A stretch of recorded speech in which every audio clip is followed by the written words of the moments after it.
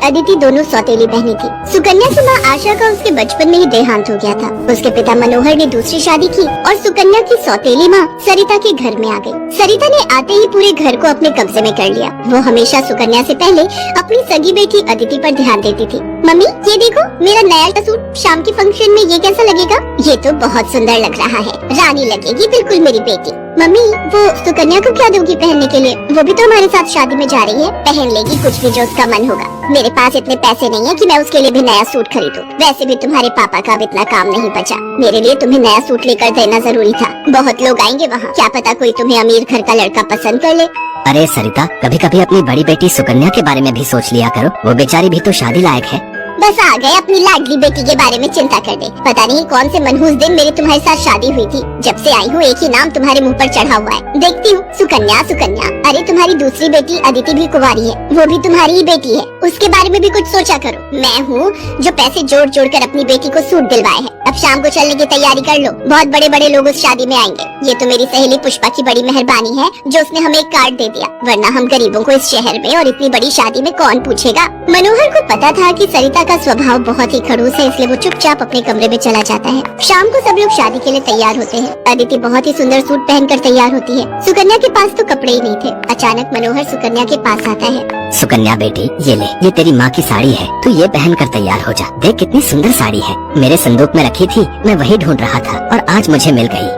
पिताजी ये माँ की साड़ी सचमुच, ये साड़ी तो बहुत सुंदर है। शुक्रिया पिताजी, आज आपने माँ की ये साड़ी देखकर मुझे बहुत खुशी दी है। हाँ बेटी, अब ये साड़ी पहनकर जल्दी से तैयार हो जा, देखना तब से सुंदर लगेगी मेरी बेटिया। सुकन्या अपनी माँ की साड़ी पहनकर तैयार हो जाती है। सब लोग शादी में पहुँचते हैं। सरिता जानबूझकर अदिति को ही आगे कर रही थी ताकि वहाँ लोग अदिति को ही देखें। तभी एक बहुत ही बड़े परिवार के लड़के आशीष की नजर सुकन्या पर पड़ती है। सुकन्या बिल्कुल अकेली खड़ी थी। वो लड़का उसके पास आया और उससे बात करने लगा। हेलो, मेरा नाम आशीष है और आपका? जी मेरा नाम सुकन्या है। अच्छा नाम है आपका। वैसे आप यहाँ अकेली क्यों खड़ी हैं? चलिए ना, वहाँ डांस फ्लोर पर सब लोग डांस कर रहे हैं। आशीष को सुकन्या से बात करता देख सरिता आशीष के पास आती है। सुकन्या बेटा, तुम्हारे पापा तुम्हें बुला रहे हैं, इनके साथ अदिति डांस कर लेगी। अब हाँ, क्यों नहीं, प्लीज। मनोहर ने तो सुकन्या को बुलाया ही नहीं था। ये सब तो सरिता की चाल थी। थोड़ी देर बाद सुकन्या फिर से खड़ी थी। अदिति आशीष के साथ डांस करने लगती है। आशीष अभी भी सुकन्या की तरफ ही देख रहा था। शायद उसे सुकन्या पसंद आने लगी थी। आशीष पूरी शादी में सुकन्या से बात करने की कोशिश करता रहा, पर बार बार सरिता अदिति को बीच में लाने लगी। पर आशीष के मन में तो कुछ और ही चल रहा था। एक दिन जब सुकन्या घर के काम कर रही थी तो अचानक मनोहर के साथ आशीष और उसके माता पिता आ जाते हैं। सरिता, जाकर जल्दी से चाय नाश्ते का इंतजाम करो। घनश्याम जी अपने बेटे आशीष का रिश्ता हमारी सुकन्या के लिए लेकर आए हैं। क्या? सुकन्या के लिए आशीष का रिश्ता? ये कैसे हो सकता है? मनोहर की बात सुनकर सरिता चौंक जाती है। सुकन्या तो घर की झाड़ पोछ में मैले कुचैले कपड़ों में मानो ऐसी लग रही थी जैसे कीचड़ में कमल। वहीं अदिति सोफे पर आराम से बैठी थी। सब कुछ आशीष और उसके माता पिता के सामने था। सुकन्या बेटिया, जाओ जल्दी से तैयार हो जाओ। अदिति, जाओ अपनी दीदी को तैयार कर दो।